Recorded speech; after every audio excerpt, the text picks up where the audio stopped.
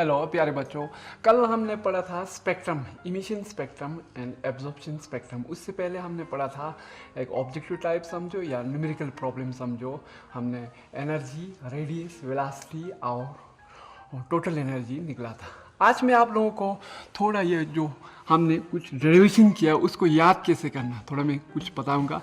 ये रेडियस है हमारा एन स्क्वायर, ये h square epsilon not divided by pi z m e square है। ये है हमारा रेडियस। ये ऐसे लिखेंगे हम pi m z e square. अब इसको हम थोड़ा कैसे समझेंगे, इसको मैं एक टेक्निक बता रहा हूँ आपको याद करने का। आगे चार बच्चे बैठा है बेंच पे, हम बोलेंगे कैप गन के नीचे आ जाओ, बोलेंगे ये आ जाएगा नीचे 2NH एप्सिलॉन। नीचे के बेंच पे दो बच्चे हैं, इसलिए मैं इसको ऑर्डर में लेके आगे भेज देंगे हम इसको। ये हो गया हमारा याद करने का तरीका। वेलोसिटी कैसे याद करेंगे हम, Z e square 2NH epsilon, यही हो गया हमारा वेलोसिटी। एक्चुअली ये रेडियस कितना है 0.523 into n square upon z, ये हमारा था एंगस्ट्रॉम। ये रेडियस था, radius n square upon z. ये वेलोसिटी है हमारा 2.18 इंटू 10⁶, ये जेड पाई एन मीटर पर सेकेंड। अब इसके बाद हमने एनर्जी निकालता है, टोटल एनर्जी। अब टोटल एनर्जी को हमने क्या करना है, इसको m से मल्टीप्लाई करना, स्क्वेयरिंग करना है, जेड स्क्वायर E4, इधर हम 8n square H square epsilon, ये हो गया टोटल एनर्जी। बट ये नेगेटिव होता है। पोटेंशियल एनर्जी क्या है, इसका 2 लगा दो, 2 इंटू माइनस 2 इंटू ई टोटल एनर्जी, ये हो गया हमारा पोटेंशियल एनर्जी। उसके बाद काइनेटिक एनर्जी क्या है, माइनस इंटू टोटल एनर्जी का माइनस, ये माइनस है, टोटल एनर्जी ऑलरेडी माइनस है, इधर पुट करेंगे तो काइनेटिक एनर्जी आ जाएगा। पोटेंशियल एनर्जी हमारा 2 टाइम नेगेटिव है, पोटेंशियल है, कल हमने डेराइव किया था potential energy negative 2 time negative mean 2 time total energy. इससे हमने कल एक न्यूमेरिकल प्रॉब्लम सॉल्व किया था, वहाँ से हमें 5 ऑब्जेक्टिव टाइप क्वेश्चन आ गया। ऐसे आपने याद करना है। याद कैसे करना है, जब याद करने का ये हो गया हमारा एक तरीका, टेक्निक कैसे हम याद करेंगे। उसके बाद हमने उसका ड्रॉबैक एनालाइज किया था। जो बोहर थ्योरी का एक ड्रॉबैक है, उसमें मैंने पहले भी कहा था, फर्स्ट ड्रॉबैक है he can explain the hydrogen like atom. इसलिए हमने helium positive, lithium 2 positive and beryllium 3 positive उसका निकला था और एनालाइज भी किया था। ये है हमारा उस drawback Bohr theory of hydrogen atom का फर्स्ट ड्रॉबैक।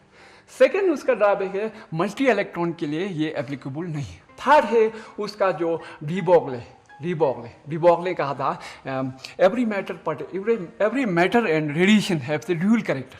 इलेक्ट्रॉन का हमने बोहर की थ्योरी से सिर्फ पार्टिकल कैरेक्टर लेके हमने एनालाइज किया था, बट एक्चुअली उसका 2 कैरेक्टर है, wave character as well as particle character. उसके बाद थर्ड हमारा Heisenberg uncertainty principle. It is impossible to determine the exact position as well as momentum of the particle simultaneously. एक ही time पे हमने दोनों का ये पोजीशन और momentum we can not calculate. ये हो गया हमारा हाइजेनबर्ग अनसर्टेनिटी प्रिंसिपल भी वायलेट करता था, क्योंकि हमने उसमें पोजीशन भी निकला था और वेलोसिटी मोमेंटम भी निकला था।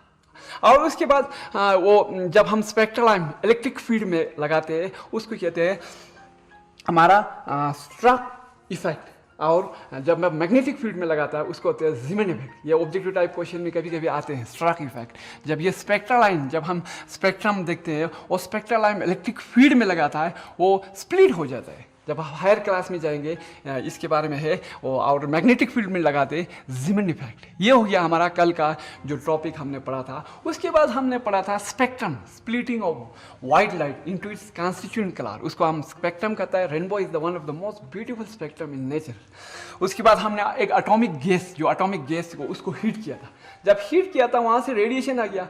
रेडिएशन को हमने प्रिज्म में पास किया तो हमें एक स्क्रीन पे एक स्पेसिफिक वेवलेंथ आया, स्पेसिफिक पार्टिकुलर वेवलेंथ, उसको हम स्पेक्ट्रम कहते हैं। अब स्पेक्ट्रम 2 टाइप का है, एक इमिशन स्पेक्ट्रम और एक एब्जॉर्प्शन स्पेक्ट्रम। इमिशन स्पेक्ट्रम में क्या होता है, इलेक्ट्रॉन जंप कर जाता है हायर ऑर्बिट में। जब जंप कर जाता है नीचे एक्साइट हो जाता है। एक्साइट मीन बच्चे जब एग्जाम देते हैं, जब पास हो जाते हैं, एक्साइट हो जाते हैं, थोड़ा सा एक्साइट, उसके बाद धीरे धीरे वो ग्राउंड स्टेट में आ जाता है। इसी तरह हमारा इलेक्ट्रॉन भी जब एनर्जी मिलती है, जब हम इलेक्ट्रिक करंट देते हैं, हीट देते हैं, वो इलेक्ट्रॉन जम कर जाता है बाहर से एक्साइटेड स्टेट में। उसके बाद जब नीचे आता है ना, वहाँ से रेडिएशन या फोटोन इमिशन होता है।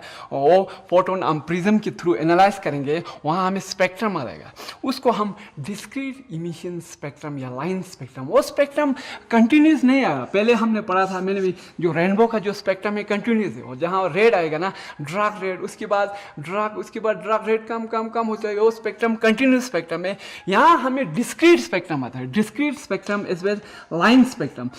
एग्जाम्पल हमने से समझा था, जब यहाँ वायलेट एंड रेड आएंगे, अगर आएंगे, एग्जाम्पल है ये, अगर हम कलर के बारे में, कलर लगा के, इसमें कलर विदाउट कलर भी आते हैं, कोई रेडिएशन जिसका कलर नहीं होता है वो भी आते हैं, लेकिन हम कलर के थ्रू समझेंगे। अगर वायलेट और रेड आ जाएंगे, बाकी कलर इसमें नहीं आएंगे, पर्टिकुलर स्पेसिफिक।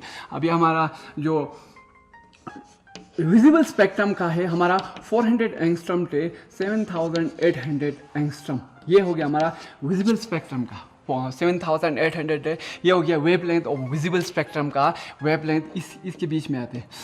अब इसमें एग्जाम्पल के थ्रू समझिए, 4000 आ गया, उसके बाद 4500 आ जाता है, उसके बाद 5000, बाकी जो वेव लेंथ है वो गायब हो जाता है। उसको कहते हैं हम कहते हैं इमिशन स्पेक्ट्रम। अब एब्जॉर्प्शन स्पेक्ट्रम में क्या होता है, उल्टा हो जाता है। जो यहाँ दिखाई देता है वो एब्जॉर्ब करके नहीं था। यहाँ वायलेट एंड रेड दिखेंगे, वहाँ हमारा वायलेट एंड रेड नहीं दिखेगा, वहाँ पे डार्क लाइन आएगा, पूरा डार्क। जहाँ वायलेट था वहाँ डार्क, जहाँ रेड था वहाँ पूरा डार्क आ जाए। इसको कहते हैं हम absorption spectrum. This is the spectrum.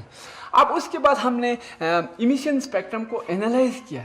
उसको एनालाइज करने ये जो न्यूक्लियस है, यहाँ पे हमने ऑर्बिट ड्रा किया था। जब ऑर्बिट ड्रा किया था, उसका एनर्जी है -13.6 इलेक्ट्रॉन वाट, ये है -3.4 इलेक्ट्रॉन वाट, -1.51 इलेक्ट्रॉन वाट। यहाँ से आपको बोर्ड का फर्स्ट पोस्टुलेट भी याद हो जाता है आराम से। जो बोर्ड का फर्स्ट पोस्टुलेट कहता है, जो electron revolve in a certain specific fix orbit में इलेक्ट्रॉन घूम रहा है, ये हो गया। जब ये इलेक्ट्रॉन यहाँ से यहाँ जंप कर रहा है, उसके बाद ये अनस्टेबल हो जाता है। इसको फर्स्ट एक्साइटेड स्टेट भी कहते हैं, इसको सेकंड एक्साइटेड स्टेट, इसको ग्राउंड। कभी कभी क्वेश्चन ऐसे भी आता है, first excited state, second excited state, और इसका n का वैल्यू 1, इसका n का वैल्यू 3, इसका n का वैल्यू 3। जब ये नीचे हो जाता है, यहाँ से हमारा रेडिएशन आता है, इसी को हम कहते हैं क्या, इमिशन स्पेक्ट्रम। अब मैथमेटिकली हम समझेंगे तो ई फोटोन, ये फोटोन जो इमिट करता है, ये फोटोन ये इमिट करता है, ये होता है energy gap E2 minus E1 या EN2 माइनस EN1। ये सेकेंड ऑर्बिट से फर्स्ट में जम किया, ये हो गया photon. What is photon? Photon is equal to actually h mu, ये प्लैंक कांस्टेंट भी कहते हैं इसको हम, N2 माइनस N1। ये म्यू क्या होता है, mu is equal to C by lambda, H is equal to C by lambda. अब यहाँ से हमारा डिस्क्रीट स्पेक्ट्रम का एक्सप्लेनेशन आता है। इससे जो हमारा वो रदरफोर्ड का ड्रॉबैक था, लास्ट ड्रॉबैक, उसमें ये कहता है the spectrum should be continuous, but actually spectrum is discrete आता है। यहाँ से हम बोर्स का जो लिमिटेशंस है, ड्रॉबैक्स है, सेकंड ड्रॉबैक भी एनालाइज कर सकते हैं। अब यहाँ से क्या होता है, जो ये वेव लेंथ है ना, ये डिस्क्रीट आ जाएंगे। कैसे आ जाएंगे? जब ये एनर्जी गैप डिस्क्रीट है, यहाँ से डिस्क्रीट, यहाँ का हम एनर्जी गैप देखते हैं, यहाँ में 10.2 आ जाएगा, इन दोनों का गैप्स 10.2 आ जाएगा। अब ये एनर्जी डिस्क्रीट है तो हमारा वेव लेंथ भी डिस्क्रीट होता है। यहाँ से हमारा एक्सप्लेनेशन होता है डिस्क्रीट एटॉमिक स्पेक्ट्रा। जो रदरफोर्ड कह रहा था continuous emission spectra, Rutherford can not explain the discrete atomic spectra. ये हो गया हमारा डिस्क्रीट एटॉमिक स्पेक्ट्रा का एक्सप्लेनेशन। अब उसके बाद इसमें हम थर्ड ऑर्बिट डाल देते हैं, ये हो गया हमारा थर्ड ऑर्बिट 1.5। उसके बाद हमारा होगा -0.885 इलेक्ट्रॉन वोल्ट। अब इसमें हमने एक ऑब्जेक्टिव टाइप क्वेश्चन करेंगे या न्यूमेरिकल प्रॉब्लम पे सोचो। अब इलेक्ट्रॉन यहाँ से जंप करेंगे, यहाँ से नीचे, कौन से, फर्स्ट ऑर्बिट में, फर्स्ट ऑर्बिट में जंप करेंगे। यहाँ का एनर्जी गैप आ जाएगा हमारा 12.09। ये आप कैलकुलेट करो, ये इतना आ जाएगा, वो 13.6 इलेक्ट्रॉन वोल्ट जैसे -1.5 इलेक्ट्रॉन, ये निकल देगा तो ये 12.09 इलेक्ट्रॉन वोल्ट। अब इसका बोलता है, कभी कभी क्वेश्चन में आता है ये वेवलेंथ निकालो, What is the wavelength of electron? Wavelength of this wavelength when electron jump from second to first या third to first, ये हम third to first कैलकुलेट कर देंगे। यहाँ से हम लैम्बडा निकलेंगे। कैसे निकलेंगे लैम्बडा? हमारा लैम्बडा हो गया, हमारा क्या हो गया? लैम्बडा हो गया हमारा hc/E2 minus E1. This is difference in these two energy. Discrete energy discrete energy. आप वेवलेंथ कैसे निकालेंगे? वेवलेंथ प्लैंक कांस्टेंट का वैल्यू पता है हमारे पास 6.6 × 10⁻⁻³ जूल्स पर second. C is the what is velocity of light 3 × 10⁸ metre पर सेकेंड। अब इसका वैल्यू पुट करेंगे, हमें इसका आ जाएंगे। अब मैं आपको एक शॉर्टकट बता रहा हूँ, कल भी बताया था 1 2 3 7 5। इस ये इलेक्ट्रॉन, ये एनर्जी है ना, इलेक्ट्रॉन वोल्ट में आ जाएगा। ये हमारा अप्रॉक्स वैल्यू आ जाएंगे, अप्रॉक्सीमेट वैल्यू। अब इसका वैल्यू हम 12.09 पुट कर देंगे यहाँ पे। हमें अगर इसका वैल्यू यहाँ पुट जाएगा 1.375 का अप्रॉक्स वैल्यू, ये 12.09 है, 12. ये लैम्बडा आएगा हमारा 10.024 अप्रॉक्स वैल्यू। ये करेक्ट नहीं, this is the approx value of this wavelength. Lambda is equal to 1024 angstrom में आएगा ये। This is the approximate value of this wavelength when electron jump from for third orbit to first orbit। ये हो गया हमारा। अब इसके बाद हम पढ़ेंगे नेक्स्ट, हम जो एक जनरल फार्मूला ड्राइव करेंगे। हम जो एनर्जी ऑफ फोटोन, जो एनर्जी ऑफ फोटोन होता है हमारा En2 माइनस En1 है हमारा, En2 माइनस E1।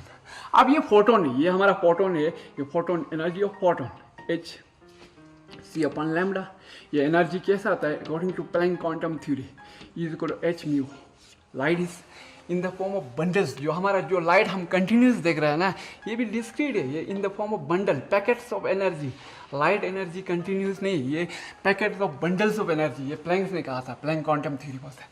अब उसके बाद यहाँ हमारा आ जाएगा En2 क्या है एनर्जी के वैल्यू में -13.6।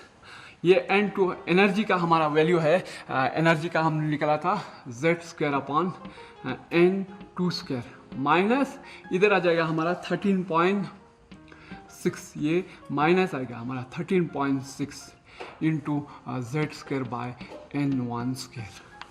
अब ये हो गया हमारा hc। ये hc/λ।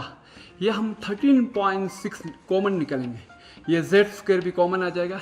यहाँ हमारा आ जाएगा 1/N1² माइनस 1/N2²। अब बच्चे बोलेंगे ये -N2 कहाँ से आया? ये N1, ये माइनस ऑलरेडी एनर्जी का माइनस है, यहाँ से माइनस प्लस आ गया, ये N1² यहाँ से आ गया, ये N2²। अब यहाँ से हमने लैम्बडा निकालना है।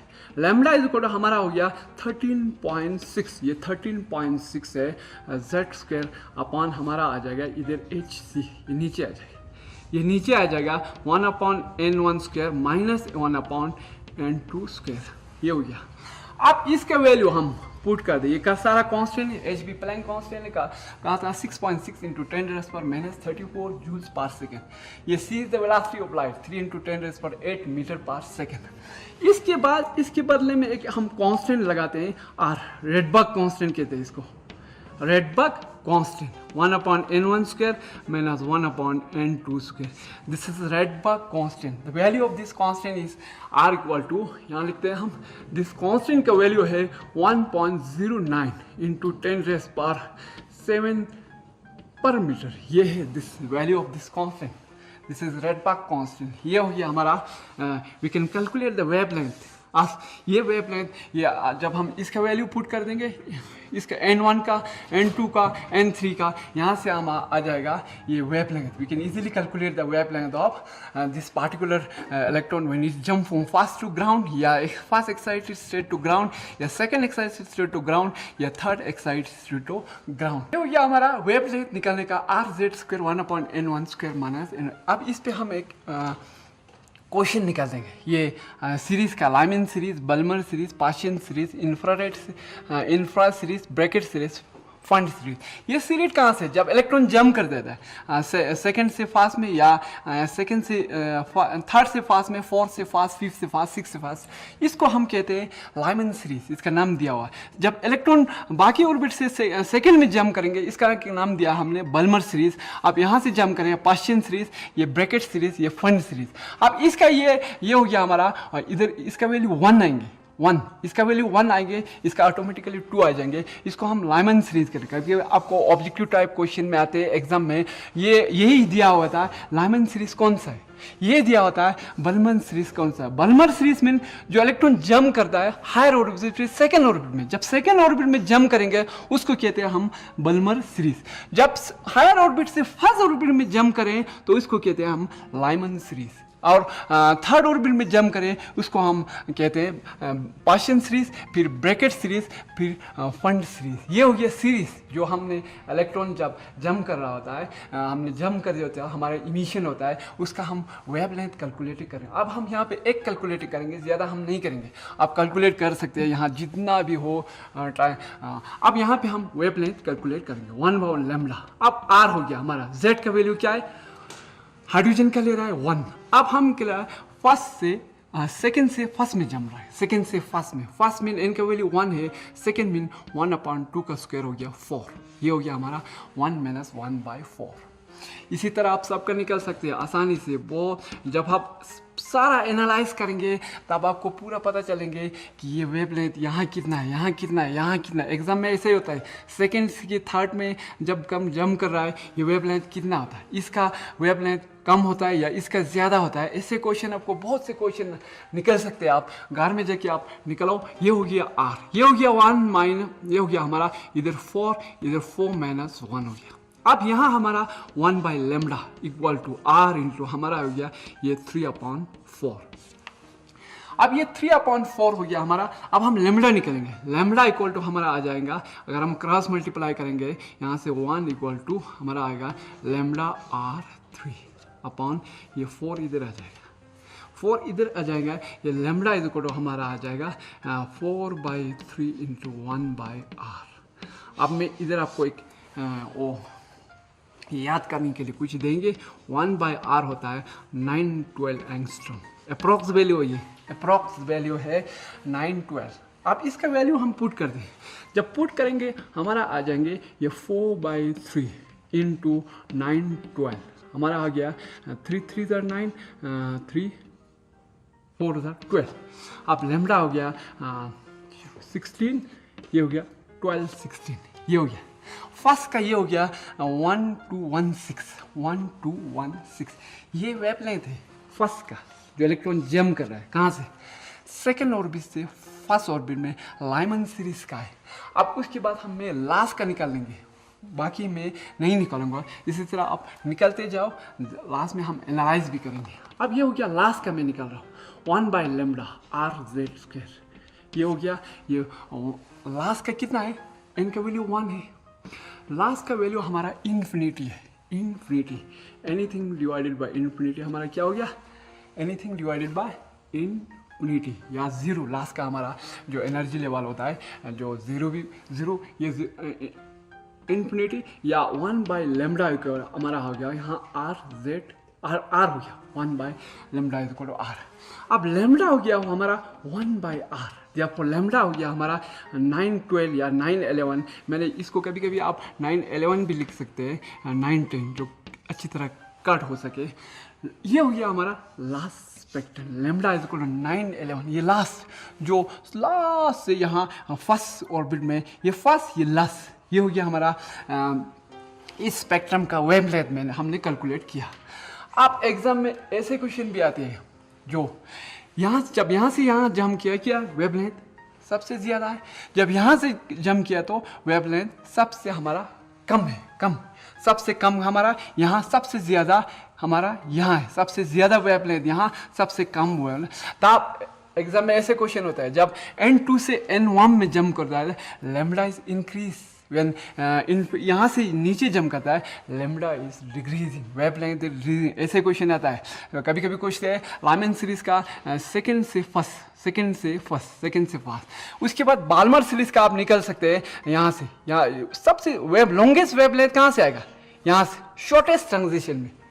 लॉन्गेस्ट वेवलेंथ शॉर्टेस्ट ट्रांजिशन से हमारा स्मॉलेस्ट वेवलेंथ लॉन्गेस्ट ट्रांजिशन से, ये भी आता है। कभी कभी क्वेश्चन में ऐसे भी पूछते हैं, shortest wavelength of Balmer series N3 to N2, longest wavelength of Balmer series is N2 to N3 to 2, shortest is N to N2। इसी तरह यहाँ भी है, लॉन्गेस्ट कहाँ से होता है, ये शॉर्टेस्ट ट्रांजिशन में लॉन्गेस्ट, ये याद रखना, शॉर्टेस्ट ट्रांजिशन में लॉन्गेस्ट वेवलेंथ, लॉन्गेस्ट ट्रांजिशन में शॉर्टेस्ट वेवलेंथ। ये कंफ्यूजन नहीं होता, ये एग्जाम में आते हैं ऐसे क्वेश्चन।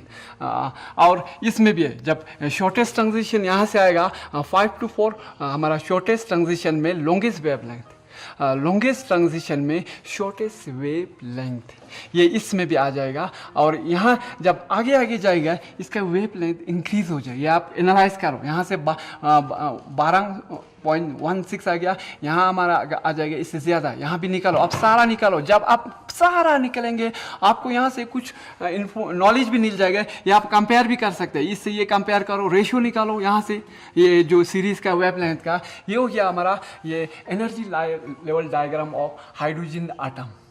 अब इसी से हमारा और एक क्वेश्चन है जो यूनिक ट्रांजिशन का, एक यूनिक ट्रांजिशन, वो हम सिलेबस में नहीं है, हम नहीं पढ़ेंगे। इसके बाद ये हो गया हमारा लास्ट कंप्लीट हो गया। इसके हम थोड़ा रिवाइज करेंगे जो हमने पढ़ा था, डिटेल से नहीं करेंगे, हम ऐसे शॉर्टकट में पूरा पढ़ेंगे। सबसे पहले हमने पढ़ा था उसमें रदरफोर्ड एटॉमिक मॉडल, रदरफोर्ड ने न्यूक्लियस डिस्कवरी किया था, उसमें हमने इम्पैक्ट पैरामीटर पढ़ा था और हमारा डिस्टेंस ऑफ क्लोज अप्रोच। उसके बाद हमने ड्रॉबैक एनालाइज किया था, he can not explain the discrete atomic spectra as well as it cannot explain the stability of atom।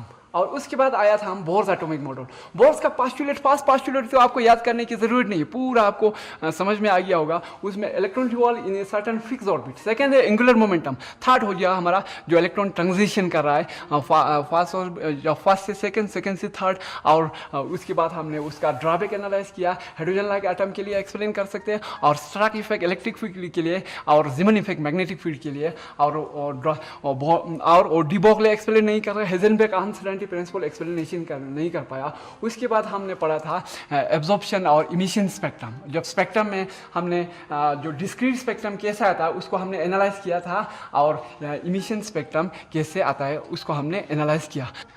अब हमने पूरा, मैंने आपको इंफॉर्मेशन दे दिया, this are information, this are not a knowledge. अब इस इंफॉर्मेशन को आप एनालाइज करेंगे, you will get certain knowledge भी कह सकते हैं, आप इंफॉर्मेशन भी कह सकते हैं।